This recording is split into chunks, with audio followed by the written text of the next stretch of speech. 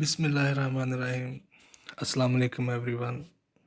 This video is about historical linguistics. As we discuss linguistics, uh, linguistics is scientific study of language. Most of the times, when students they start studying linguistics, they get confused that when we say it's scientific study of language, they confuse it with scientific study of English language only, which is a gross misconception. When we talk, every language in the world has its own linguistics. Every language has its scientific approach.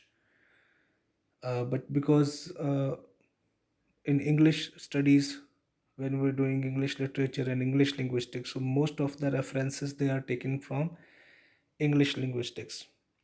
But there is no, you are not restricted or you are not forbidden to give examples from your own language, because linguistics is scientific study of language, it's not scientific study of English language. So first of all, uh, I made it clear that what linguistics is. Now we will discuss what historical linguistics is. As from the name, it is clear that historical linguistics is a study, scientific study of language over history, over periods of time. For instance, you start studying a language, any language, for example, Urdu language, you start studying it from 15th century, 16th or 17th century to onward. That would be historical linguistics of Urdu. If you start studying English language from 10th century or 11th century to till now at present, it will be historical linguistics of English. So any language, when you discuss about its history, that how the language emerged, how it changed over periods of time, about its grammar, about its vocabulary, how there was a cultural influence in it, so it is all included in historical languages. As we discuss history, then in the same way, when we discuss scientific study of language over history over a specific period of time. And in this topic, in this video, we will cover linguistics, historical linguistics, and historical what we study in historical linguistics. Only we will discuss its morphological change. The rest of the changes that will be discussed in next video. First of all, linguistics, as I told you, that it is scientific study of language. The languages are analyzed about its vocabulary, about its pronunciation, about its grammar, the word formation, how the new words they are made. So it is all included. These all terms they are included in definition of linguistics. Linguistics of any language. And then, as far as its branches are concerned, there are various branches. Applied linguistics, that whatever the knowledge we get of knowledge of language when it is practically applied in any field, like teaching methodologies when they are adopted by the teachers in the class, that is known as applied linguistics. Phonetics, that is the sounds of the languages. uh, then patterns of the languages. uh, Sociolinguistics, that is relationship of language with society. Semantics, the meanings of the words. Syntax, the arrangement of the words. Psycholinguistics, that how the languages they are attached to our brain. And clinical linguistics, that is purely a branch of you can say medical field also. Like most of the students, most of the children, some of the children I must say, they have some language imperatives, like problems of speaking. Sometimes a boy or a girl who is 12 or 13 years old or 15 years old, they fail to pronounce many words, or sometimes their speed of speaking is very less. So these are all the features they are included in clinical linguistics. There are other branches of linguistics also, as forensic linguistics. uh, there are other branches also, but these are major branches of linguistics. Then let's discuss about historical linguistics. That it was Swiss linguist. Swiss means the one who lives in Switzerland. De Saussure. He wrote a book named Course of General Linguistics that was published in 1916, and he first time coined this term historical linguistics, and he discussed about languages from over centuries or a period of time, and he defined it as when we discuss any language over period of history, that is known as historical linguistics. In historical linguistics we have two types. One is diachronic, one is synchronic.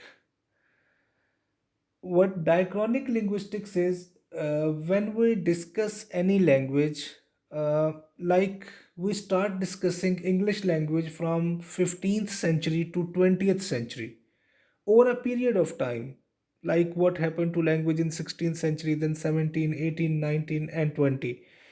This is known as diachronic, when there is, you know, a time is involved over a period of time. And synchronic, when we discuss about synchronic, it is study of language in a specific time period. Like we start studying English linguistics in 15th century from 1490 to 1495, for those 5 years only. For that would be the specific time period of a language. That is synchronic. So whenever we discuss a language in for a specific time, limited time, restricted time, that is synchronic linguistics. And when we discuss linguistics over a period of time, over centuries, over decades, that how the changes they were coming to languages over century over century, that is known as diachronic linguistics. Like in Urdu linguistics, you can take it as an example that if you start discussing Urdu poetry, you started from Mirza Ghalib, 15th or 16th, 18th century. Then you come to great poet Allama Iqbal, then you come to Faiz Ahmad Faiz and other poets. So you are discussing from one poet to the others. That would be diachronic study. Over a period of time, or 2 centuries are involved. And when you start discussing about Urdu poetry or Urdu literature for 1 year or for 5 years or for only one poet or for one writer, that would be synchronic linguistics. This example I have given you to explain it, that what diachronic and what synchronic linguistics are. Then about language change, you can observe in any language, all the living languages, they keep on changing. Once the languages they do not change, they start going towards their extinct or towards their death. Language death means when there is no native speaker of a language is alive, or nobody speaks that language, then the language is dead. And living languages, why the languages change? Because in this area you can take an example that two major linguistic communities are living here, Punjabi and Saraiki. So both the communities, they have to exchange words with each other. It is their need to understand each other. For instance, if a Punjabi speaking person goes to a shop where there is a Saraiki shopkeeper, so there will be an exchange of words. Saraiki words would be transferred to Punjabi, and Punjabi words will be transferred to Saraiki. So this is a continuous process. Languages, they keep on change, and the major factor is when people they meet together. When they meet together, they discuss various issues. Then the languages, they keep on changing. Few words from Saraiki language, they would be included in Punjabi, and few words from Punjabi language, they would be included in Saraiki. So same is the case with English language. Like when they started, when the English speakers they had uh, contact with French, they started taking words from French language. For example, a word like CV, curriculum vitae, that is a French word that have been taken by English language. In this way, there are many Latin language words that are included in English language, because Latin remained a political and high elite language in England till 20th century, the beginning of 20th century. So there is language keeps on changing. Once we say that the language is not changing, it means that the people of that specific language, they do not have any contact with any other community. When they do not have any contact, it means that they are very few, or there is no one left with that language. So language keeps on changing. This is one thing all of you need to keep in your mind. There are circumstances, cultural and communicative processes, cultural and when the people they are together, or when they exchange, trade is one of the reasons. When people they buy things, they are having trade with other countries, they have trade with other communities, then they exchange words. So in this way languages they keep on changing. Living languages always they absorb words from other languages. There may be many words of Hindi in Urdu language, and there are many Urdu words that are included in Hindi language. Because in speaking, almost both the languages are same, but in writing they are completely opposite. Urdu writing, it starts from right to left, and Hindi is started from left to right, and their alphabets are completely changed. But in voice, in their pronunciation of words, they are same. In this way, pronunciation, grammar, vocabulary, wording, sentence structures, all the features of the language they change. Language change doesn't mean that only you take some words from other language. One language takes words from other language. Sometimes its pronunciation is changed. Sometimes a word is completely changed. Sometimes the sentence structure is completely changed. And it's natural that language keeps on changing. There is no way that when there is a living language it will keep on changing all the time. Then word formation, like words are combination of morphemes mean the smallest minimal units of sounds. When they are joined together, then words are formed. So in this way different words, new words are introduced in languages. Sometimes new words are added in a language, and sometimes the existing words they are automatically uh, they just vanished from a language in speaking. A word which might be frequently spoken in 90s or 80s in 20th century, it might not be spoken nowadays. uh, it keeps on changing all the time. The words, sometimes the new words are included, and sometimes the existing words they are skipped by the speakers. But this, nothing happens intentionally by the speakers. No one, when we go to a shop, when we speak to anyone, we never keep in mind that which word I have to skip, which word I have to add, what kind of sentence structure I have to speak. There is nothing like that. Our purpose when we meet anyone, our purpose is to convey our message. But in this conveying messages, the words automatically, naturally, they are changed. Sometimes the new words are used by the speakers, and it becomes a fashion all around to use a new word. And the previous words, they are automatically skipped. You start thinking about your mother tongue, you'll come to know that how many words they are skipped and how many new words they are introduced.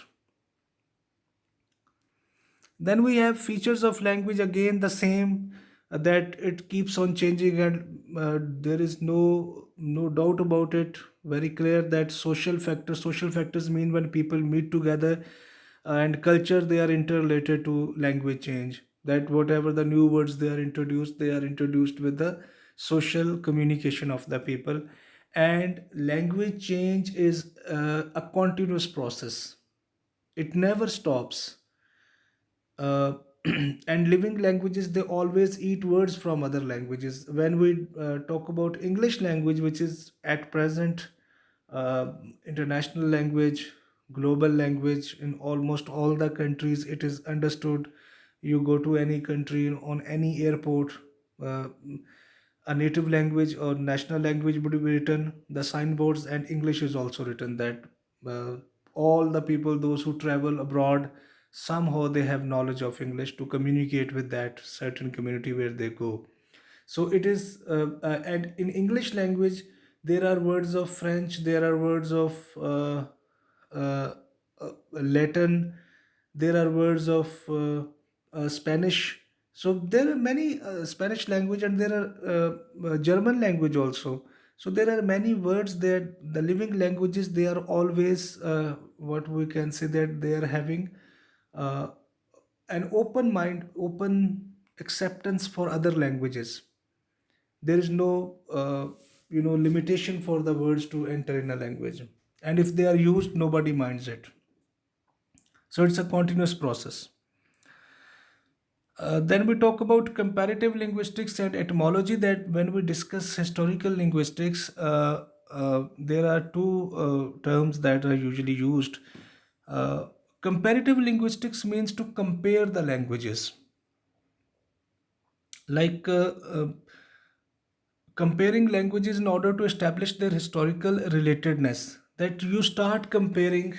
The best example is, as we know, that our Urdu language, national language, it is a mixture of many languages. It was actually, Urdu was no language, but it was actually made a new language by the Mughal emperors, because they had a lot of problems in their armies in subcontinent when they ruled India. Like people from Punjabi speaking, Bengali speaking, Tamils, Sindhis, Pashto. So there were various speakers of various languages. They used to join their armies. So it was very difficult for the army men to communicate with each other, or to for the commanders to communicate their messages to the soldiers. So one language was adopted, that was Urdu language. It was a mixture of all the languages, the words from Pashto, words from Punjabi, Sindhi, Hindi, all of them, they were included in Urdu language. With the passage of time, it got mature and it became, uh, widely read language, widely understood language in India subcontinent. So, in comparative method, to find their relatedness, interrelatedness, the best example is Urdu and Hindi. You can compare it, that how much they are related to each other, and to know that they may be from the same language. Because when we say that Hindi and Urdu, when we speak, both of the words, they are same, the pronunciation of the words are same. A Hindi speaker when speaks, a Urdu speaker can easily understand, just like as Urdu, he is listening to Urdu. And for Hindi speaker, the case is vice versa. Like if we are speaking Urdu, Hindi speaking person is standing in front of us, he would not even hesitate to understand any structure, grammatical structure or pronunciation spoken by us. So both, it means that when there is too much similarity between the two languages, it means that the origin of the language, that would be the same, that we discussed in our language families. So to find out the origin of the language, to find out the ancestral language, languages are being compared. This is one way to understand that what is the origin of the language. That is known as comparative linguistics. And etymology, it is the study of history of words, that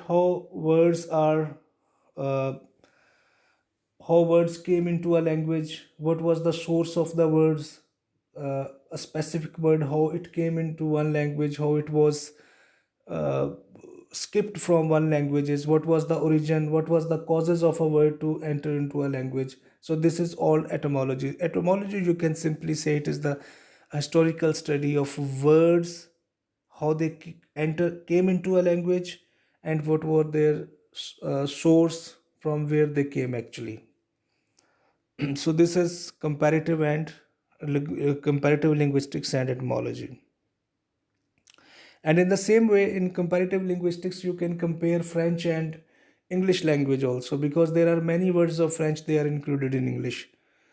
And both the languages, they belong to Indo-European families. That in language family we have already discussed. So most of the times the grammatical structures are similar, and in few of the words they are also similar, uh, in some of the cases.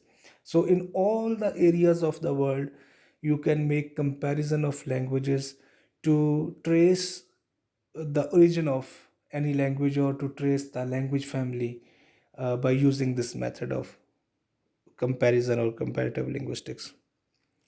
So only one change I have mentioned here, that sound or phonological changes, that few of the words, uh, like the changes in language. Now we will discuss that what kind of changes they come. The pronunciation of the words, first of all, that if a word, what was the pronunciation of the word in 18th century, then how it changed in 19th century. It doesn't mean that all the words of a language they change. Keep in your mind, we are not talking about all the words, we just take words for example.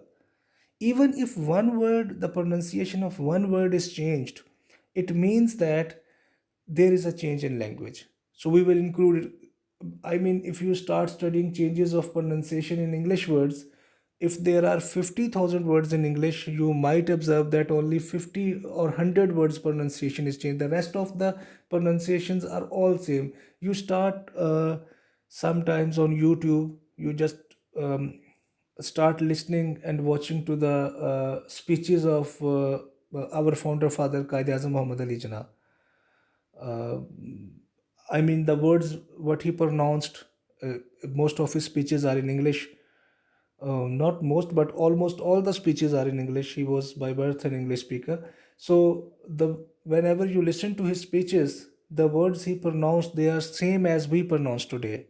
There may be a slight change, you will not even observe a slight change. So in this way you can observe all the people, those who were speaking their speeches in early 20th century, middle 20th century, later 20th century, their speeches or programs of English.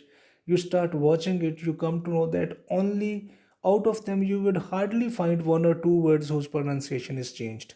So one thing you should keep in your mind, that when we discuss about the change in pronunciation, it doesn't mean change in pronunciation of every word. And it also not means that it is compulsory for every word to change its pronunciation. No, the the problem is when one word's pronunciation is changed, or how we pronounce it, it automatically happens. When it is changed, it comes under phonological change in historical linguistics. So sometimes the sound in the beginning of a word is skipped, or sometimes a new sound is added. Sometime at the end of the word the sound is skipped, sometime in the middle of the word the sound is skipped. So the word pronunciation of the words, it also changes. For example, this word schedule, in British English we call it schedule, and in American English we call it schedule. Their pronunciation is different. So, in originally this schedule was pronounced in 18th century as schedule, not schedule, schedule. But after 1 or 2 centuries, it became schedule. They term it sh as sha. So instead of saying schedule, so it was schedule, then it became schedule. So from sa to sha, this was a phonological change in a word. And definitely American and British English pronunciation is different in many words. So schedule is an American change, American word. And humor, a sound was not pronounced about 5 centuries ago, like ha sound was not pronounced, h sound. It was umar 5 centuries ago, but h was added in the sound in 20th century. And in the same way, we say humor, humor. But in honesty, honesty is the best policy. honesty, honesty. H is skipped, H is silent.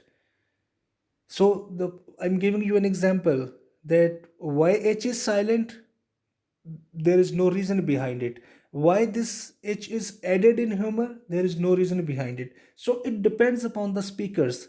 What becomes, but the speakers that start speaking automatically, naturally, it becomes the standard language. Because when we talk about standardization of language, it always goes back to the natives. We have to approach the natives when we discuss anything about standardization of language. So this is one change, phonological. And morphological and semantic changes, that I will, a short video will be uploaded uh, in next video, to complete this topic of historical linguistics.